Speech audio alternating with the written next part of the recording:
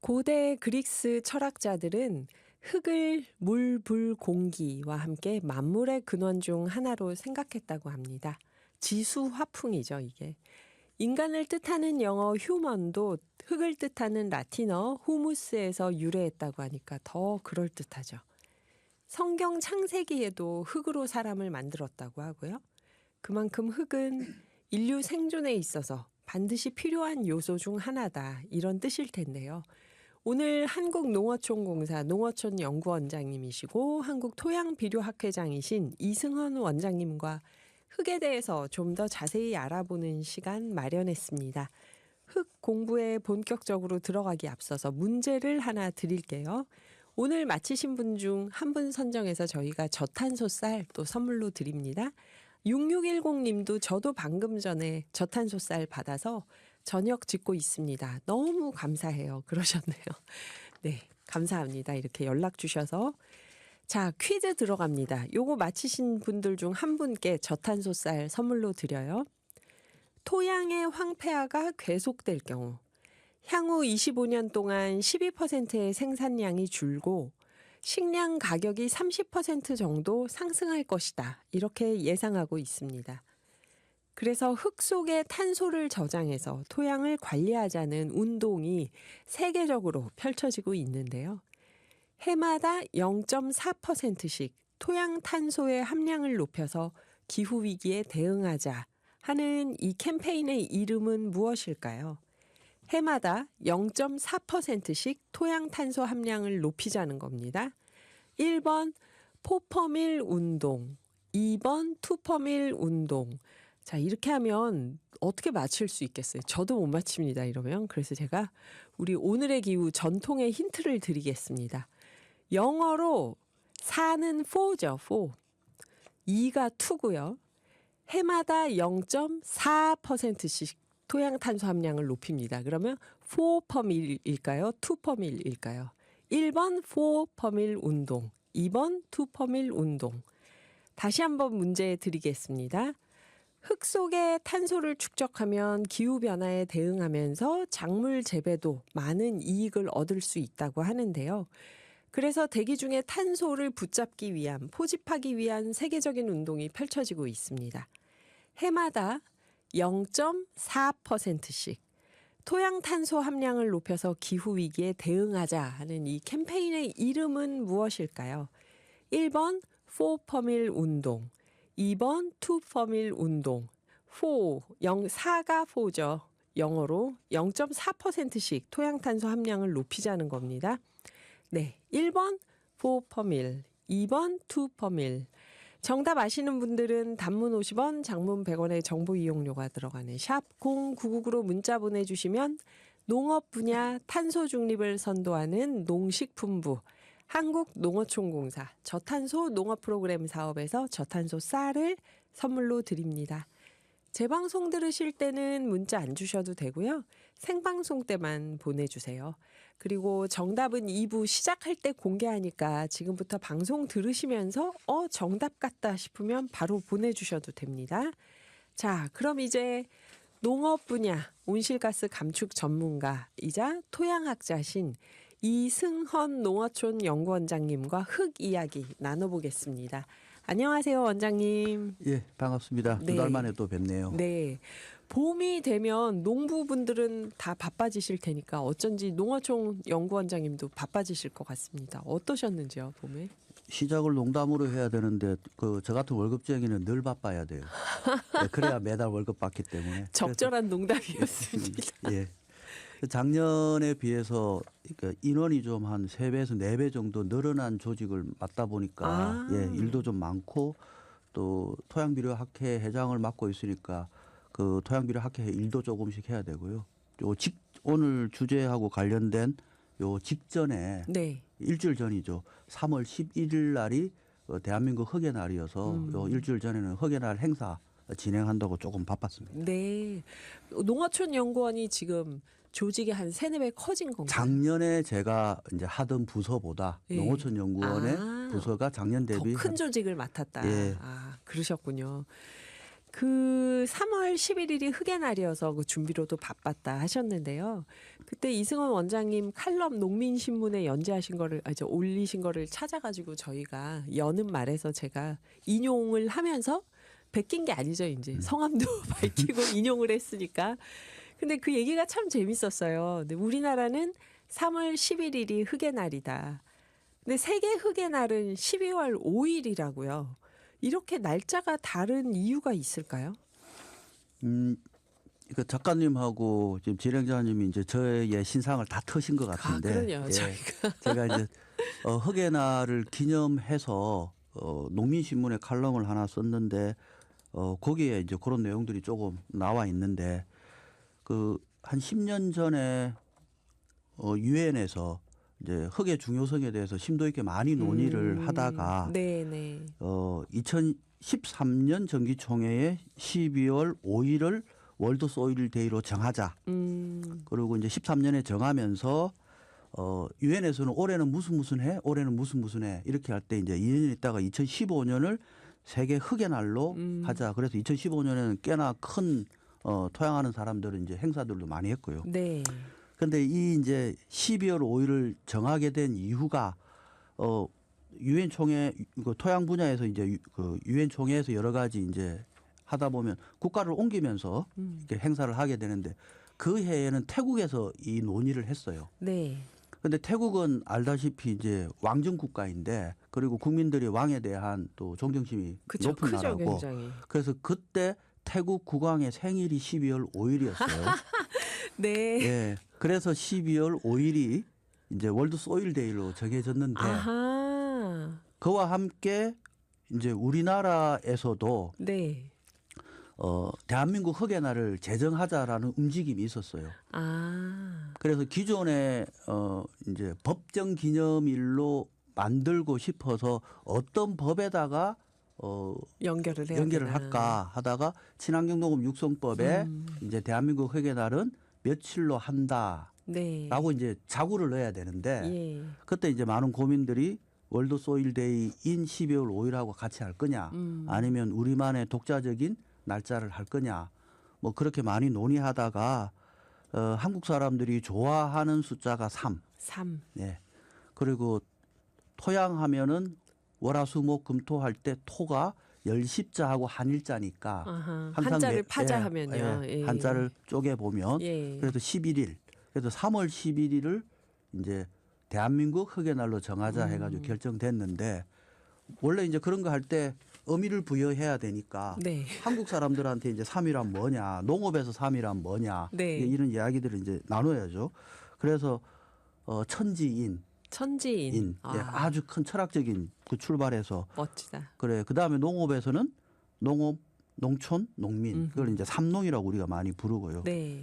농사 지을 때 기본적으로는 뿌리고 기르고 수확하고 예, 그래서 이제 세 가지 농업 활동 이 세 가지에서 삶의 의미가 있고 무엇보다 그때 당시에 이제 논의했던 것들이 3월이 되면 농사를 준비한다. 예, 그래서 3월이 흑의 날을 지정하기에 적합하다.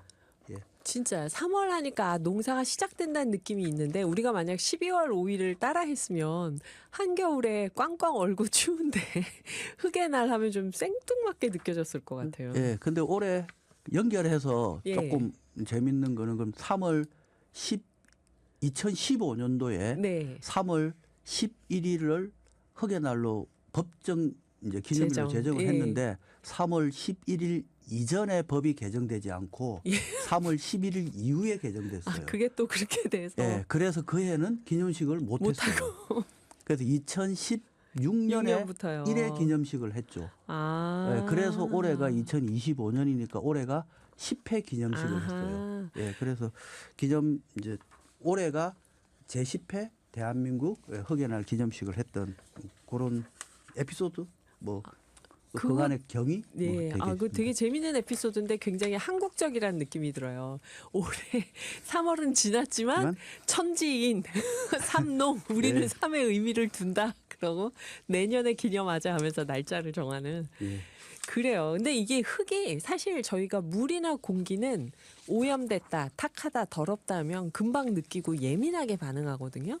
근데 저희가 아무래도 농민의 숫자가 많이 줄어들고 도시에서 많이 살다 보니까 흙이 왜 중요한지, 흙은 어떨 때 오염됐다고 하는지 이런 거에 대한 감각을 많이 잃었어요. 선생님께서 원장님께서 흙이 왜 중요한지 저희에게 좀 한 번 더 가르침을 주신다면요.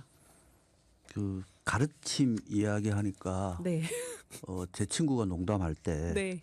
원래 학문이라는 게 쉬운 걸 어렵게 말하는 거다. 정리해 놓는 게 어렵다. 뭐 그렇게 해서 아마 이제 라디오 첫 방송인데 잘못하면 좋으실 것 같아서 걱정이 조금 되는데, 자, 물하고 공기하고 먼저 생각해 보면 물은 우리가 접합할 때 일단 눈으로 보게 되고 두 번째는 먹게 되는데, 맞아요. 그러면 눈으로 보면 일반적으로 물이 가져야 될 색깔이 있는데 그 색깔이 아니면 아니 정상적이지 않구나. 이상하다. 그다음에 먹으면 큰일 우리가 나죠. 예. 그래서 이제 물은 무색, 무취해야 되는데 색깔이 있고 냄새가 있으면 오염된 걸 느끼죠. 네.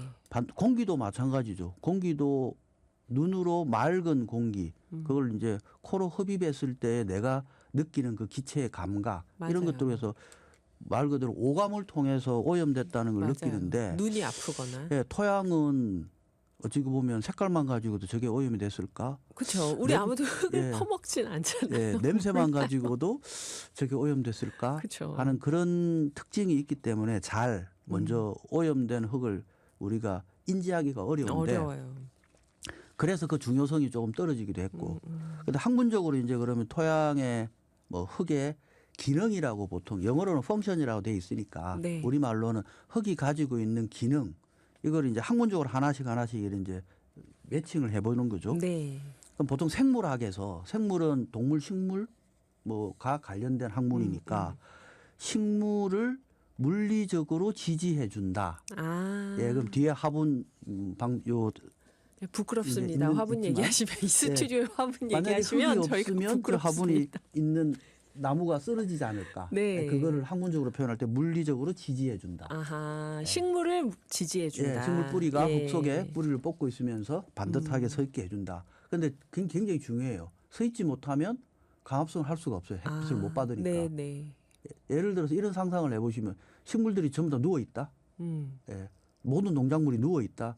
굉장히 좀 재밌는 그쵸. 광경이겠죠. 그렇죠. 예. 비가 폭우가 와서 쓰러졌을 때나 때, 누워 있는 예. 거니까.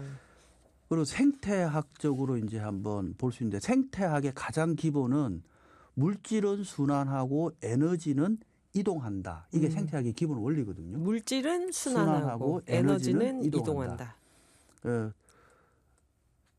에너지의 원천은 태양의 에너지이기 때문에 네. 태양에서 에너지가 오면 식물이 강합성을 해서 탄수화물을 만들고, 그 탄수화물이 다시 초식 동물이 먹으면 그 탄소가 다시 초식 동물한테 가고, 그 식물에 있는 이제 탄수화물이 초식 동물에 갔다가 네. 다시 또 초식 동물을 잡아먹는 육식 동물이 가게 되면 탄소나 질소나 우리가 어떤 물질의 입장에서 계속 이동을 하는 거죠. 네. 그러다가 다시 그 동물이 죽게 돼서 흙 속에 속으로 들어와서 돌아오는. 분해되면 다시 물질은 계속 순환하는데, 그 태양 에너지가 온 것은 한 단계 한 단계 먹이사슬을 거치면서 이제 이동하고 소멸하는 거죠.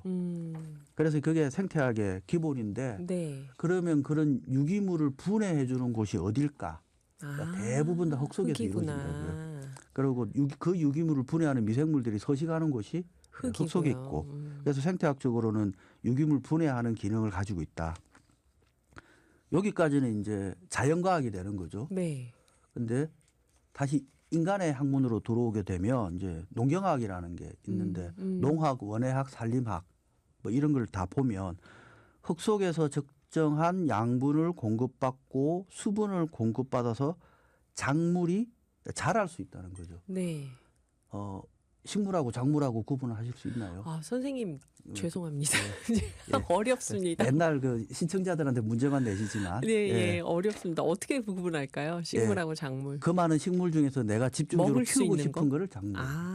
먹을 수 있는 게 아니라 내가 먹는 게 아니고 키우고 싶은 내가 거. 원해서 선택해서 집중적으로 키우는 육성한 게 작물. 작물이 돼요. 식물 중에서. 네. 그럼 한 개 더 이제 동물 중에서 내가 키우고 싶어서 집중적으로 육성한 게 가축인가요? 예, 가축입니다. 아, 맞췄다. 예, 네. 그 작물과 가축을 기르는 업이 농업이에요. 농업. 예. 그래요. 여기서부터 우리가 2부에서 이어가 보겠습니다. 자, 오늘 농업 분야 온실가스 감축 전문가이자 토양학자 이승헌 농어촌 연구원장님과 흙에 대해서 공부하고 있는데요. 일단 퀴즈 정답부터 마치고 윤세호님 질문 또 1부에서 하다만 이야기 이어가 보겠습니다. 퀴즈는요. 토양의 황폐화가 계속될 경우 향후 25년 동안 12%의 생산량이 줄고 식량 가격도 30% 정도 상승할 것으로 예상합니다. 그래서 흙 속에 탄소를 저장해서 토양을 관리하자 이런 운동이 세계적으로 펼쳐지고 있습니다. 해마다 0.4%씩 토양 탄소 함량을 높여서 기후위기에 대응하자는 이 캠페인의 이름은 무엇일까요? 1번 4퍼밀 운동, 2번 2퍼밀 운동. 4는 영어로 4입니다. 4. 네. 원장님 정답은 몇 번일까요? 포가 들어가 있는 네. 예. 1번. 예, 2부에서 답 알려드리기로 했죠. 네. 네, 1번입니다. 다 안 알려주시려고 막 지금 정답을 아까워하시다가 네, 포포밀 운동인데 여기 보니까 6610님 선물을 한번 받으셨잖아요. 그러니까 1번 포포밀 운동 또 보내봅니다. 마음을 비우고 그러셨어요. 그래요. 마음을 비우고 또 해본다면 3212님이 새싹 문자로 저탄소 쌀 먹어보고 싶습니다. 그러셨고요. 한종혜님, 안녕하세요, 쑥디님. 오늘 눈이 펄펄 내려서 겨울을 즐겼습니다. 정시 5시부터 들어서 기분이 좋습니다. 하시면서 저탄소 쌀 맛을 꼭 봐야겠습니다. 정답 포퍼밀 운동하고 보내주셨어요. 안양의 이기덕님은 저녁 메뉴 만두 전골에 칼국수 넣어 먹으러 가서 추위를 날려보내야겠습니다. 추운 분들 모두 만두집으로 오세요. 눈이 오긴 왔는데 언제 왔나 다 녹았네요 하시면서 아하 좀 어렵긴 한데 눈치껏 찍었습니다. 1번 포퍼밀 운동 하셨어요. 선생님 일단 우리 그것만 알고 윤세호님 질문으로 가볼게요. 포퍼밀 운동은 흙 속에 탄소를 저장한다는 뜻이잖아요. 해마다 0.4%씩 토양의 탄소 함량을 높이자. 근데 이거를 왜 해야 되는 거고 어떻게 해야 가능한가요? 순서 바꿔서 네. 윤세호님의 답을 하고 이걸 그래요, 설명하면 이해가 돼요. 좋습니다. 예. 윤세호님 질문이 흙은 어떻게 만들어지나요? 만들어집니까? 예, 토양학에서 제일 먼저 토양의 정의, 흙의 정의 이걸 이제 첫 시간에 배우는데 네. 이걸 머릿속에 상상을 하면서 들으셔야 돼요. 네. 흙이 어디에 있을까요? 공간적으로 어디에 있을까요? 바닥, 예, 그래서 육지. 지각의 표면. 지각의 표면. 네. 훨씬 훨씬 더 학술적인 학술적으로 용어네요. 써요. 지각의 표면에 있는데 네. 그다음에 무엇으로 구성되어 있을까? 아. 고체, 액체, 기체로 구성되어 있다. 아. 그런데 고체는 또 유기물과 무기물로 무기물로. 구성되어 있다. 유기물은 어디서 왔느냐? 아까 요 앞에 생태학 설명할 때 식물과 동물의 사체가 우리말로는 썩었다. 네. 한자로 어렵게 부후했다. 부후했다. 아주 더럽게 뭐 하면 뭐 태비화 과정을 거쳤다. 이러면 좀 더 쉽겠죠. 잘 두 번째, 그럼 무기물은 어디서 왔을까? 이제 우리가 초등학교 때 배운 이야기가 나와요. 네. 바위돌, 자갈 깨트려 등들이 돌덩이 깨져서 잘게 부서졌다. 모래알까지. 예, 그거를 풍화작용이라 불러요. 음. 그래서 바위에 풍화작용이 발생하고 네. 동식물의 사체에 부후작용이 발생해서 네.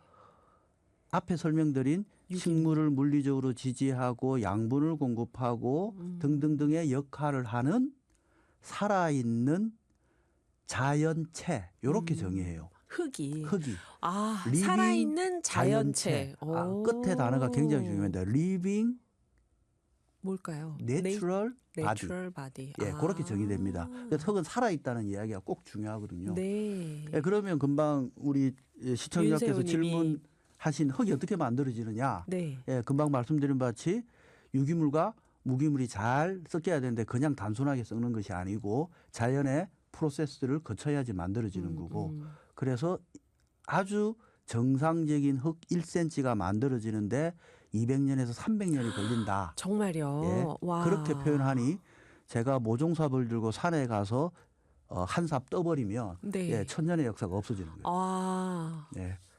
그래서 흙은 그렇게 만들어진다라고 말씀을 드릴 수 있고, 네. 그럼 포포밀에 대한 원리는 무엇이냐? 예. 금방 토양 속에 유기물이 있다고 했는데 학자들이 연구를 해보니 토양 유기물 안에 평균 58%가 탄소더라. 아. 그러면 토양의 유기물 함량을 높이면 네. 예, 높이면 탄소가 토양 속에 많이 머무르게 들어가고. 된다는 예. 거고, 그거를 요즘 기후 변화 쪽에서 쓰고 있는 탄소 격리 네. 뭐 그런 탄소 포집. 용어로 쓸 수 네. 있는 거죠. 그럼 포포밀은 어디서 나왔느냐? 우리가 기후 변화를 보니 전 세계에서 매년 발생하는 CO2를 계산을 해보고 그 CO2를 다시 토양 속으로 집어넣으면 어느 정도일까라고 역산을 해보니 네. 우리가 지각의 표면에 있는데 그럼 토양이 얼마 정도 있을까? 그래서 좀 많이 잡았어요. 2m. 2m. 예, 평균 지각에 있는 토양의 2m에 1년에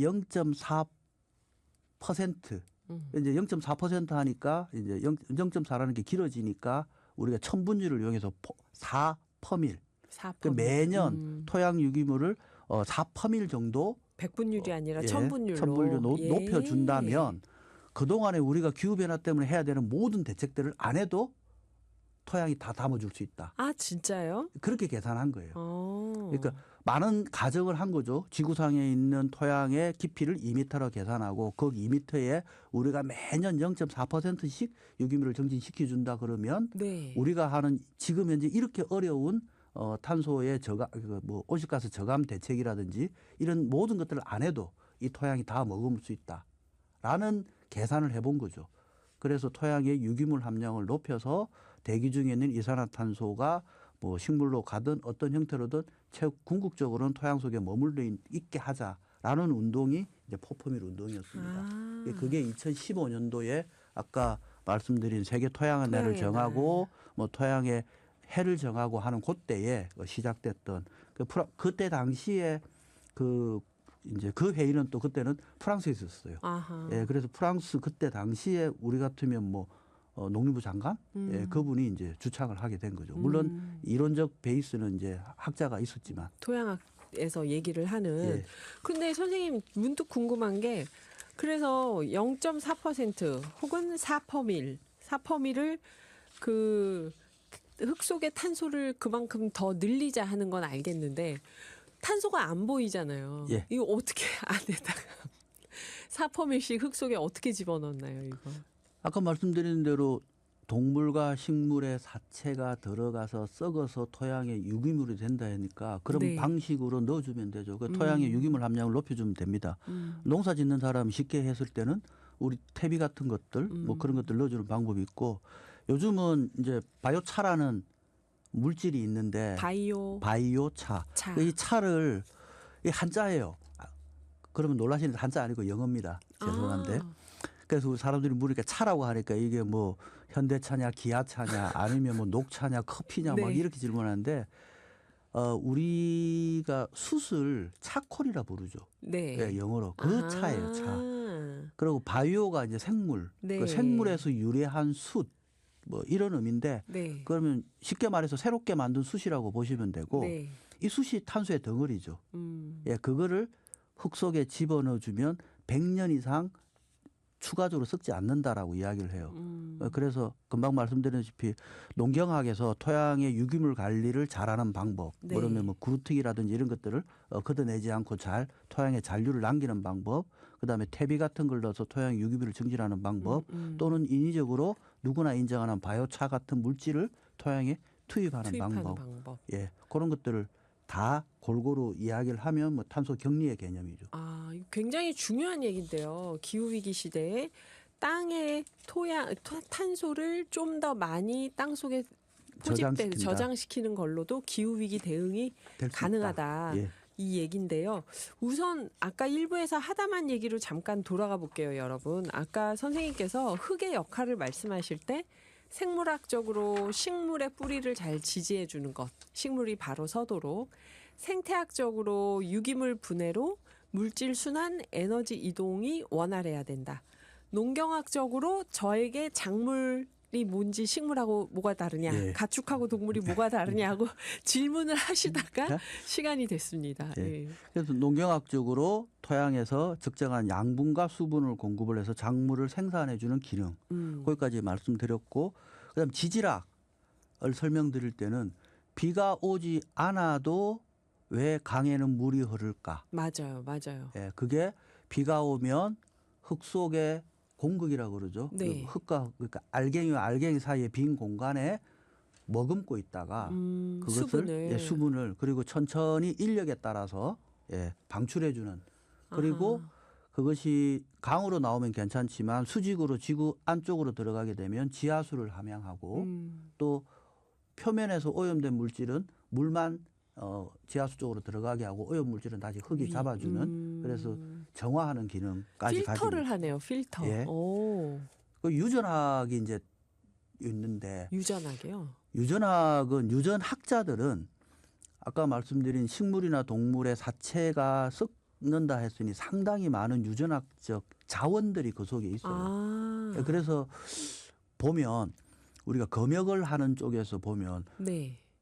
식물체에 흙이 묻어 있어서 만약에 한국에 들어왔을 때 그 흙 속에 우리나라에 천적이 없는 병영균이 퍼져서 우리나라 농산물에 영향을 줄 수 있기 때문에 1차적으로는 검역을 하지만 네. 실질적으로 학자들은 다른 나라의 흙을 자기가 새롭게 많이 확보하고 싶어요. 그 속에 뭐가 있는지 모르니까. 그렇구나. 예, 유전하게 보고해요. 토양 자체가. 아, 그럼 쉽게 우리가 알고 있는 항생제의 최초의 물질이라고 이야기하는 플레밍의 뭐 곰팡이 속에 나온 그 항생제는 어디서 왔을까? 흙에서 왔어요. 아, 흙을 연구하다가 찾은 거죠. 네. 페니실린 페니실린. 얘기하시는 거죠. 예. 아, 마지막으로 그게 아니, 흙에서 나온 예. 거예요. 흙 연구하다가 흙 속에 있는 푸른 곰팡이의 물질에서 찾아낸 거죠. 두 개가 더 있는데 여기 원고에 없는 네. 그때 제가 칼럼 쓸 때 바빠서 한 개 빤 거. 토목공학적으로 흙이 있으면 뭐가 좋을까요? 한번 생각해 보면. 토목공학적으로 예. 재료가 되나요? 재료도 될 수 있지만 건물을 지지해주고 있습니다. 아, 식물을 지지하는 것처럼. 예를 들어서 우리 건축물이 흙 속에 딱 이렇게 고정되어 있지 않으면 지진 네. 났을 때 아마 깨지든지 터질 아하. 거예요. 그래서 땅 속에 건물이 딱 뭐 흙종의 기초를 받고 있기 때문에 조금 흔들려도 흙 속에 있기 때문에 괜찮고 도로도 흙 위에 있기 때문에 쉽게 파손되지도 않고 또는 우리 수도관, 가스관 이런 것들이 흙이 없다 그러면 네. 그거 설치할 때 얼마나 어려울까요? 네. 예, 그런 토목공학에서도 굉장히 건축 기초가 된다 뭐 이런 거고 마지막으로 이제 더 재밌는 게 이제 고고학인데 고고학이요. 예, 명당에 가서 파보면 유물이 잘 보존되어 있습니다. 맞다.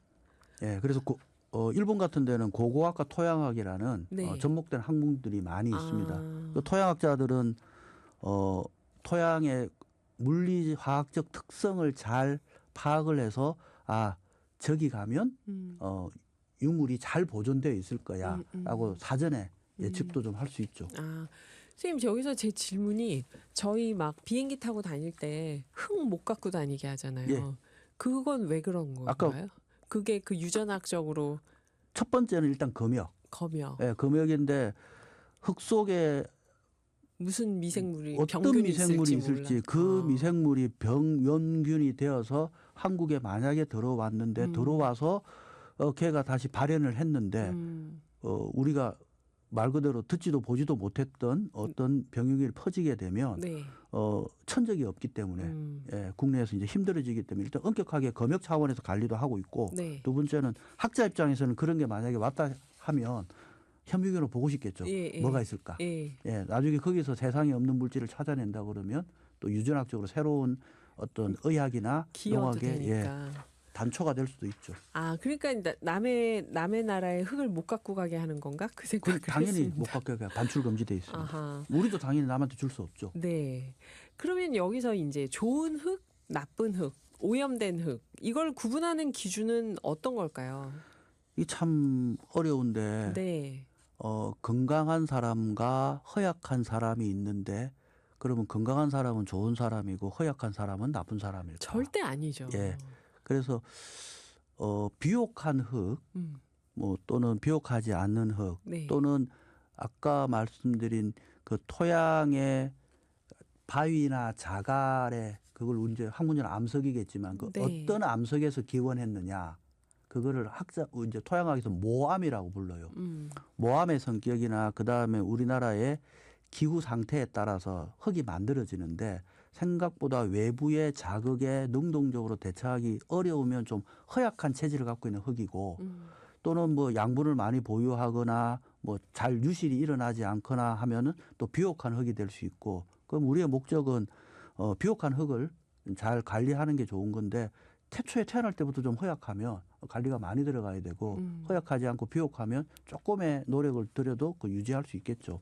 그래서 토양이 가지고 있는 앞에 있는 그 학문적으로 여러 가지 기능이 있다고 그랬는데 네. 그러한 기능을 잘 살려주는 게 토양 관리의 목적이겠죠. 그래서 국제표준화기구 ISO에서는 어떻게 정의되냐 그러면 제가 금방 설명드린 그 소일 펑션, 네. 예, 토양의 기능을 역의 방향으로 이동시키면 그것을 토양 오염이라고 한다. 이렇게 돼 있어요. 아, 이렇게 흘러가야 되는데 거꾸로 흘러갈 예, 때는 그래서, 오염이라고 예, 본다는 거죠. 토양의 그래서 어떤 물질이나 어떤 성질이 네. 토양의 기능이 나쁜 쪽으로 가게 하게 되면 그거는 토양 오염이라 부른다. 뭐 이렇게 정의해 놓기도 돼 있어요. 아주 좀 예. 추상적인 정의지만 이해는 쉽게 되죠. 네, 예. 예. 그래요. 우리 적재가 부른 스잔 듣고 잠깐 쉬었다가 선생님께 흥미진진한 얘기 마저 들어보겠습니다. 5분이 남았습니다. 아이, 마음 급해라. 이런 질문이 들어왔어요, 선생님. 최숙자님이 이분이 베란다에 작은 온실 같은 화분이 아주 많은 베란다가 있는 분인데 화분의 흙을 분갈이하면서 2, 3년에 한 번씩 갈아주는데요. 화분의 흙이 영양가가 없어졌다고 느껴서 갈아주는데 그러면 갈고 나서 원래 영양가가 없었다고 느낀 그 흙을 화단에 가져다 부어줍니다. 그러면 다시 살아날까요? 이런 질문하셨어요. 예. 그리고 또 한 분의 질문은 밀라노님이 오염 기준의 화학적 오염도도 있겠죠. 청소하는 분들이 화단에 꾸정물 부리면 궁금합니다. 나무들이 어떻게 안 죽고 살까? 네. 예. 두 번째 대답 짧게 말씀드리면 나무가 죽지 않을 정도의 오염이 된 거죠. 그 구정물에 뭐 락스라든지 또는 세제라든지 이런 것들이 아주 강한 강도로 농도가 높아지면 그렇죠. 예, 식물도 살지 못하겠지만 네.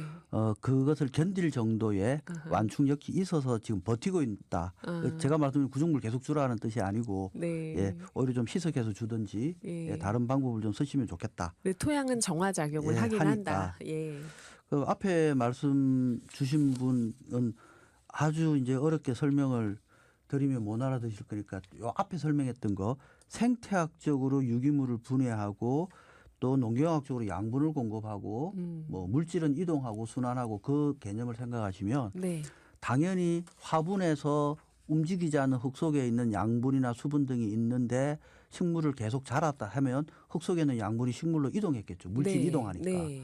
그래서 더 이상의 식물이 자라지 않으면 양분이 고갈됐다는 뜻이고 그럼 그 흙을 좀 다른 흙과 섞어주면서 예. 미생물 활동을 부활하고 거기에 부엽토라든지 퇴비라든지 유기물 등을 또 넣어주면 마지막에 제가 흙은 살아있는 자연체라고 했는데 네. 예, 약간 고갈된 양분이 다시 보충이 되면서 또 비옥한 흙으로 돌아갈 수 있겠죠.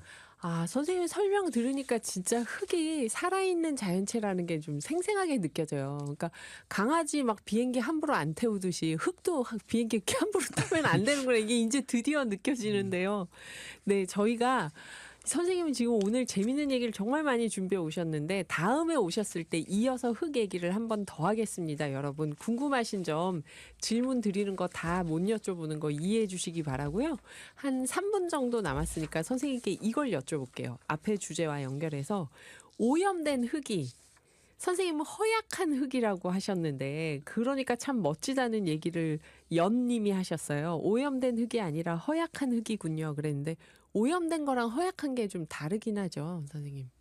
예, 허약한 건 아까 말한 체질적으로 모암이 어디서 출발했고 그 환경이 어떠느냐에 예. 따라 이야기하는 거고 오염된 흙 같은 경우는 아까 말씀드리다시피 토양의 기능을 제대로 작동할 수 없는 흙 이렇게 정의할 수도 있는데 법에는 또 있습니다. 우리나라에는 토양환경보존법이 있는데 네. 안 오려고 했는데 다음에 또 오시라고 하니까 오기는 와야 되겠는데 그때 자세히 또 오셔야 말씀드리는데 됩니다. 법적으로 우리나라에서는 오염물질을 규정해놨어요. 23개다. 이 오염물질이 흙 속에 얼마 이상의 농도가 있으면 오염이다. 1지역, 2지역, 3지역을 나누어서 오염이 되어 있다라고 하고 그러고는 그것이 밝혀지면 그러면 다시 깨끗하게 해야 된다. 네. 이렇게 법적으로는 정해져 있습니다. 있다. 예, 그래서 지목으로 논이다. 네. 그럼 이 논에는 카드뮴은 몇 ppm 이상이 있으면 안 된다. 아. 그게 밝혀지면 다시 그 기준 이하로 낮추는 정화 활동을 하게 되는 법적 과정들이 정해져 있습니다. 네. 예, 그래서 뭐 학문적으로는 아까 말씀드린 토양의 기능이 나빠지는 상태가 된 것, 네. 그러면 토양이 오염됐다. 이렇게 말씀하시면 그거는 추상적인 거고 우리나라에서는 토양환경보존법에 토양 오염 물질을 규정하고 그 오염 물질이 얼마 이상의 농도가 되면 오염되었다고 판정하고 네. 오염된 게 판정되면 다시 깨끗하게 하는 정화 사업을 하게 돼 있습니다. 아하.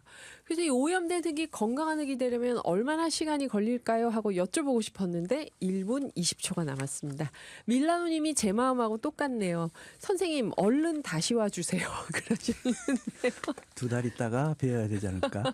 2달 동안 안 까먹고 있겠습니다. 저희.